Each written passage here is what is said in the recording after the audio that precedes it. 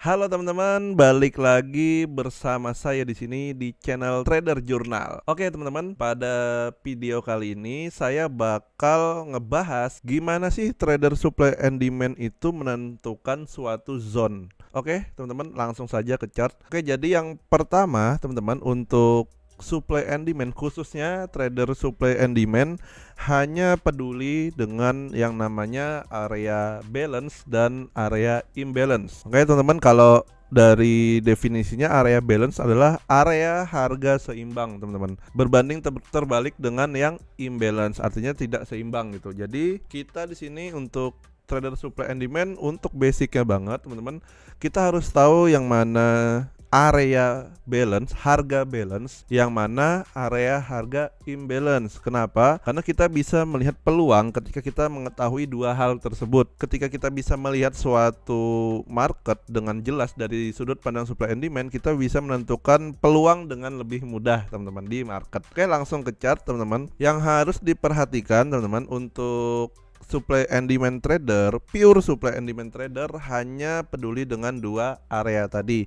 Mereka tidak mempertimbangkan yang namanya trend. Oke, ini dari rule basicnya, mereka hanya peduli dengan area balance dan imbalance. Mereka tidak melihat trend, baik itu market structure dan lain-lain. Itu dari pure supply and demand-nya teman-teman. Sisanya kalau mau nambahin market structure dan lain-lain, itu sudah masuk ke ranah filtering zone. Cuman untuk basicnya teman-teman hanya peduli dua zone. Misal pertama kita cari yang mana area balance, yang mana area imbalance teman-teman. Area balance itu bisa dengan sangat mudah teman-teman lihat ketika kita bisa zoom out kayak gini teman-teman ke dalam chart ini ya. Misal contohnya kita bisa lihat area balance dengan mudah teman-teman. Misal area balance ditandai dengan area sideways, bisa jadi teman-teman dinamakan sideways. Cuman area balance itu biasanya dia tidak ada zone yang jelas. Misal kayak gini contohnya. Di sini adalah area balance teman-teman.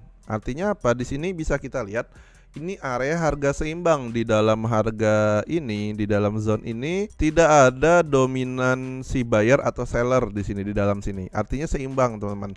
Nah, supply and demand, trader supply and demand dia fokus entry di luar area balance. Mereka no trade zone di dalam area balance. Kenapa? Karena tidak ada seller atau buyer yang dominan, tidak ada kompetisi untuk buyernya atau sellernya teman-teman. Nah, jadi kita harus ngerti dulu yang mana area balance, yang mana area imbalance. Teman-teman bisa latih pelan-pelan. Cuman sebenarnya untuk ini sebenarnya subjektivitasnya tinggi teman-teman untuk pure supply and demand. Kenapa? Karena tidak ada beberapa tools yang membatasi dari markingan ini. Nah, misal bisa kita lihat di sini contohnya seperti ini. Ini adalah area balance teman-teman ya. Area balance tidak ada yang dominan di sini. Ini buyernya seimbang, sellernya seimbang, bolak-balik di sini. Kadang teman-teman yang baru pakai supply and demand sering mengalami loss, biasanya dikarenakan mereka banyak open posisi di dalam area balance, yang mana SL-nya gampang tadi kesentuh atau gagal hit TP dan lain-lain teman-teman. Jadi kita langkah pertama harus belajar marking area balance mana, area imbalance mana. Ini kita contohin, ini bisa jadi area balance teman-teman ya. Kenapa? Karena di sini seimbang. Bisa kita lihat. Biasanya bentuknya itu besar teman-teman ya, besar-besar untuk area balance-nya. Kayak gini kan bisa kita jadikan nih.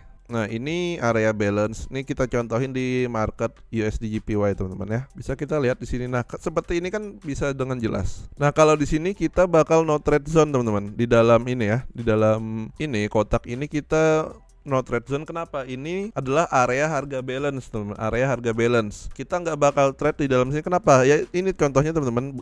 Gampang kejilat teman-teman. Kalau maksa trade di dalam sini gitu. Kayak gini contohnya juga. Jadi teman-teman harus mengetahui beberapa kondisi market gitu. Ini area balance gitu. Terus kita cari lagi contohnya. Teman-teman bisa latih ini ya. Semakin sering melatih semakin bagus teman-teman ya. Semakin bagus. Misal kita cari lagi. Nah, seperti ini teman-teman.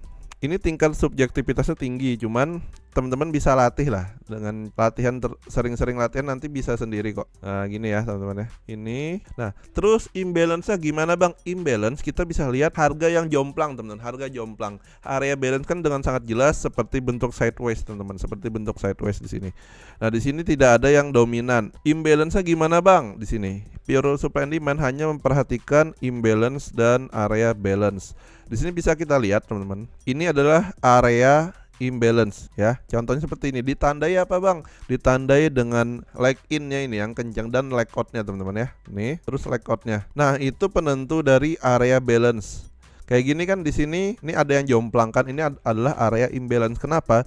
Di sini dengan sangat jelas sellernya dominan teman-teman. Coba kita cari lagi contoh kasus. Nih seperti ini area imbalance teman-teman. Berbeda dengan yang ini tadi, yang di sini nggak ada yang dominan di sini. Sellernya seimbang, buyernya seimbang di sini. Terus kita cari lagi area imbalance di sini teman-teman. Nih ya, di sini area balance-nya teman-teman. Nah kita fokus dengan area yang imbalance untuk entry, teman-teman. Biasanya area balance untuk digunakan untuk area take profit para supply and demand, pure supply and demand teman-teman. Oke, ini area balance-nya teman-teman. Ini bisa kita lihat di sini. Ini area imbalance-nya. Coba kita ganti warna ungu. Nah, ini bisa dengan sangat jelas teman-teman. Nah, di sini juga ini area balance, ini imbalance-nya teman-teman. Nah, jadi teman-teman harus perhatikan beberapa itu ya untuk zone-nya kayak gini. Itu contohnya menentukan area balance dan imbalance. Nah, ini bisa jelas juga nih. Nah, teman-teman bisa dengan cara entah itu gepengin chartnya kayak gini. Nah, di sini zone imbalance-nya teman-teman. Jadi di sini sangat dominan buyernya. Di sini kan nggak ada yang dominan nih, seimbang nih di sini. Nah, di sini teman-teman, di sini buyernya sangat-sangat dominan. Artinya apa? Artinya area yang menarik ketika kita pengen entry. Di sini juga teman-teman ya. Ini bisa kita lihat dari sini ya.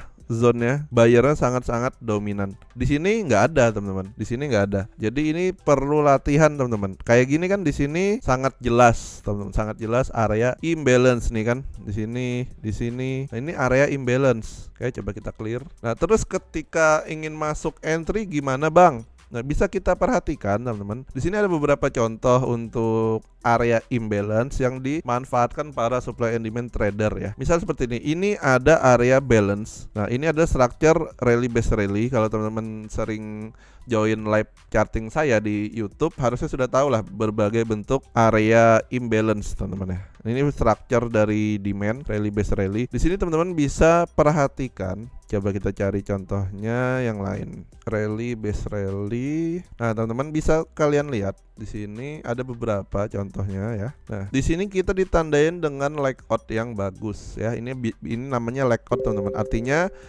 area yang di break atau move out-nya lah. Move out, area move out dari zone ini. Nah, ini area imbalance kan. Jelas ini buyernya adalah dominan. Nah, di sini area balance-nya, oke? Nah, dan kebanyakan kerespon teman-teman ya. Kalau kita fokus dengan area imbalance yang bagus. Nah, misal contohnya kita cari lagi. Nah, seperti ini ya. Nih, beberapa contohnya dia rally ke atas lalu drop dibantu dengan gap dan lain-lain. Lalu kerespon nih teman-teman ya, bisa teman-teman perhatikan untuk area-area imbalance. Jadi kita tidak melihat tren tapi kita fokus dengan dua area tadi teman-teman. Kayak gini ya, kayak gini contohnya ya. Nah, ini kenceng kan, di sini kenceng banget nih drop. Kira-kira gara-gara apa teman-teman? Ini kan kalau pure supply and demand hanya memperhatikan area imbalance teman-teman. Ujung-ujungnya hanya ngerespon zone yang imbalance di masa lalu teman-teman ya. Untuk entah itu news atau apapun, bisa kita lihat di sini. Ini ada seller yang dominan di sini ya. Seller dominan, terus ada beberapa lagi kok, banyak. Ini contohnya kan banyak banget nih. Ada RBR. Nah, teman-teman untuk trader supply and demand hanya fokus ke dua area itu teman-teman. Kita nggak bakal masuk di sini. Kenapa? Karena no trade zone. Nggak ada area harga murah atau area harga mahal. Nah, kalau di sini kan dengan jelas teman-teman, ini area harga murah kan. Jadi kita masuk di sebelah sini, lalu respon dengan sangat baik. Kenapa? Karena ada demand yang perlu dijemput di situ. Imbalance tadi, balik lagi ke imbalance ya, harganya tidak seimbang. Jadi si pihak institusi atau pihak pemerintah simpelnya perlu menyeimbangkan harga yang sedang jomplang, tidak seimbang, perlu diseimbangkan lagi agar apa? Agar perekonomian jadi ya normal lagi, jadi ke harga balance. Makanya rata-rata kita fokus ke area imbalance. Kenapa? Kita perlu nunggu harga dijemput dulu, area harga murah. Kita memperlakukan seperti di dunia nyata teman-teman ya.